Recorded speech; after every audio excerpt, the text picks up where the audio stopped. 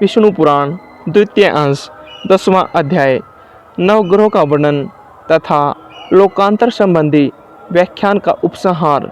श्री पराशर जी बोले, चंद्रमा का रथ 3 पहियों वाला है। उसके वाम तथा दक्षिण ओर कुंद कुसुम के समान श्वेत वर्ण 10 घोड़े जुते हुए हैं।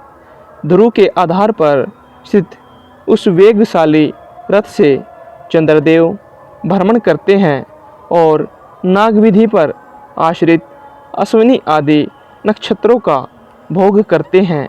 सूर्य के समान इनकी किरणों के भी घटने बढ़ने का निश्चित क्रम है। हे मुनि श्रेष्ठ, सूर्य के समान समुद्र गर्भ से उत्पन्न हुए उसके घोड़े भी एक बार जोत दिए जाने पर एक कल्प पर्यंत रथ खींचते रहते हैं। हे मित्र, सूर्यगण के पान करते रहने से क्षीण हुए कला मात्र चंद्रमा का प्रकाश में सूर्यदेव अपनी एक किरण से पुण्य पोषण करते हैं।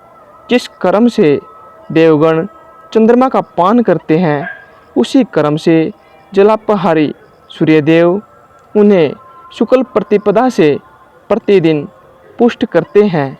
हे मित्र, इस प्रकार आधे महीने में एकत्रित हुए चंद्रमा के अमृत को देवगण फिर पीने लगते हैं, क्योंकि देवताओं का आहार तो अमृत ही है।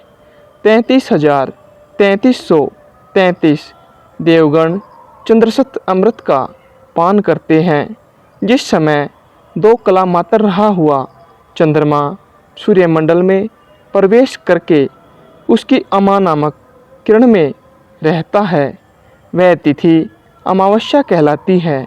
उस दिन रात्रि में वह पहले तो जल में प्रवेश करता है, फिर वृक्षलता आदि में निवास करता है और तदंतर क्रम से सूर्य में चला जाता है।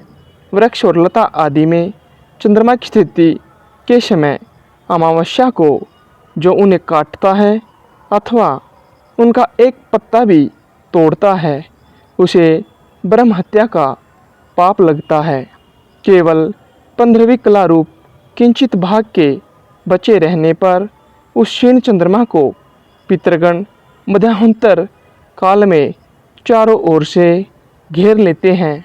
हे मुने, उस समय उस द्विकलाकार चंद्रमा की बची हुई अमृतमयी एक कला का वे पितृगण पान करते हैं। अमावस्या के दिन चंद्र रश्मि से निकले हुए उस सुधा अमृत का पान करके अत्यंत तृप्त हुए सौम्य, बृहस्पति और अग्निष्ठाता 3 प्रकार के पितृगण 1 मास पर्यंत संतुष्ट रहते हैं।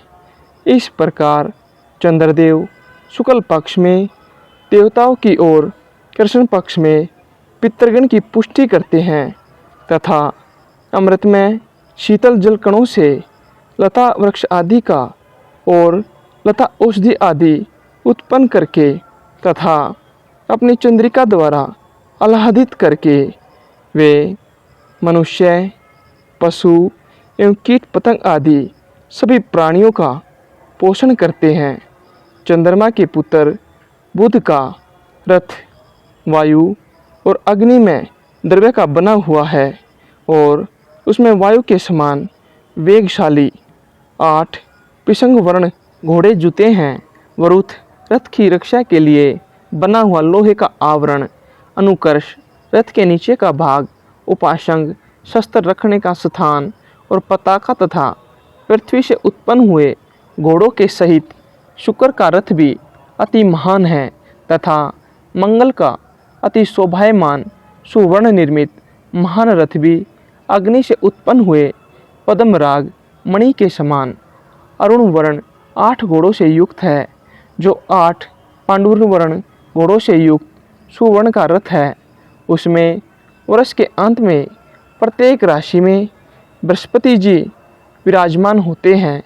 आकाश से उत्पन्न हुए विचित्र वर्ण घोड़ों से युक्त रथ में आरूढ़ होकर मंदगामी शनेश्वर जी धीरे धीरे चलते हैं।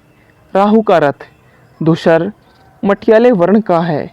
उसमें भ्रमर के समान कृष्ण वर्ण 8 घोड़े जुते हुए हैं। हे मित्र, एक बार जोत दिए जाने पर वे घोड़े निरंतर चलते रहते हैं। चंद्र पर्वो पूर्णिमा पर यह राहु सूर्य से निकलकर चंद्रमा के पास आता है तथा सौर पर्वो अमावस्या पर यह चंद्रमा से निकलकर सूर्य के निकट जाता है। इसी प्रकार केतु के रथ के वायु वेगशाली 8 घोड़े भी पुआल के धुएं की सी आभा वाले तथा लाख के समान लाल रंग के हैं। हे महाभाग, मैंने तुमसे यह 9 ग्रहों के रथों का वर्णन किया। ये सभी वायुमयी डोरी से ध्रुव के साथ बंधे हुए हैं। हे मित्र, समस्त ग्रह, नक्षत्र और तारामंडल वायुमयी रज्जु से ध्रुव के साथ बंधे हुए यथोचित प्रकार से घूमते रहते हैं। जितने तारागण हैं उतनी ही वायुमयी डोरियां हैं। उनसे बंधकर वे सब स्वयं घूमते तथा ध्रुव को घुमाते रहते हैं।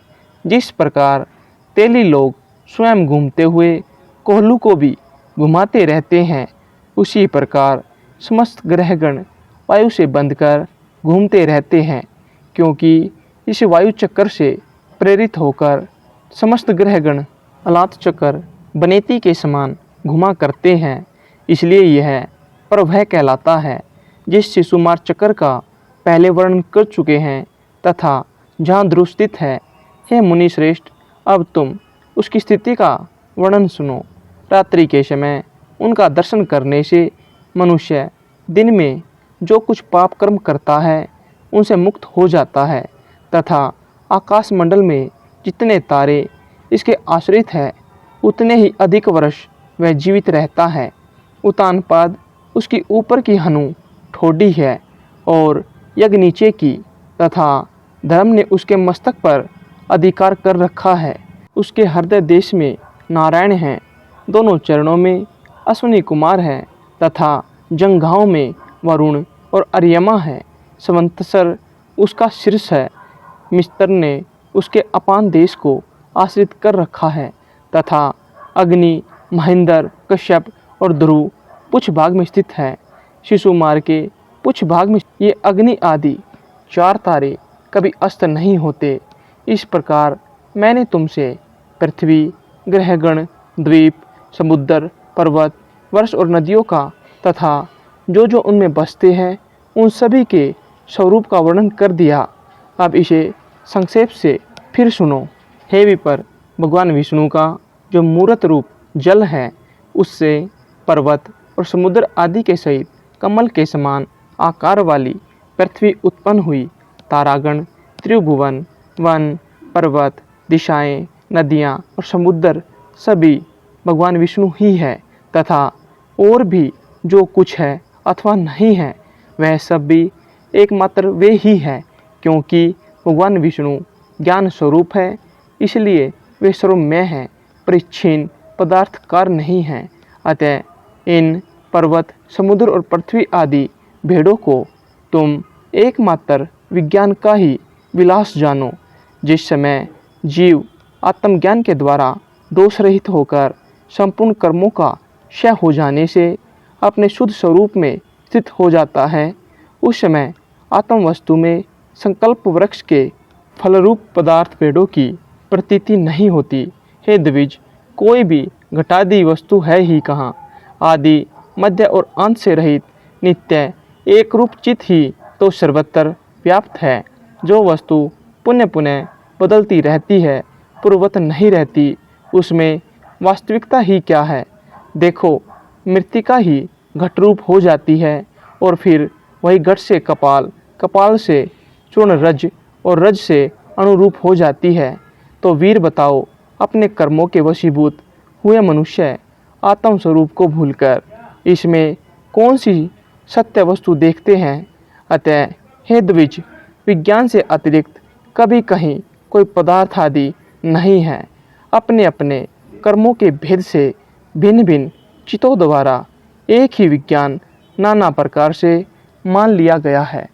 वह विज्ञान अति विशुद्ध, निर्मल, निशोक और लोभ आदि समस्त दोषों से रहित है। वही एक सत्य स्वरूप परम परमेश्वर वासुदेव है, जिससे पृथक और कोई पदार्थ नहीं है। इस प्रकार मैंने तुमसे यह परमार्थ का वर्णन किया है। केवल एक ज्ञान ही सत्य है, उससे भिन्न और सब असत्य है। इसके अतिरिक्त जो केवल व्यवहार मात्र है, उस त्रिभुवन के विषय में भी मैं तुमसे कह चुका। मैंने कर्म मार्ग संबंधी यज्ञ, पशु, व्रीहि, समस्त ऋत्विक, सोम, सूर्यगण तथा स्वर्ग में कामना आदि का भी दिग्दर्शन करा दिया। पुरलोक आदि के संपूर्ण भोग इन कर्म कलापों के ही फल है। यह जो मैंने तुमसे त्रिभुवनगत लोकों का वर्णन किया है, इन्हीं में जीव कर्मवश घूमा करता है। ऐसा जानकर इससे विरक्त हो मनुष्य को वही करना चाहिए जिससे ध्रुव, अचल एवं सदा एक रूप भगवान वासुदेव में लीन हो जाए। यहाँ विष्णु पुराण का दूसरे अंश का 10वां अध्याय समाप्त होता है।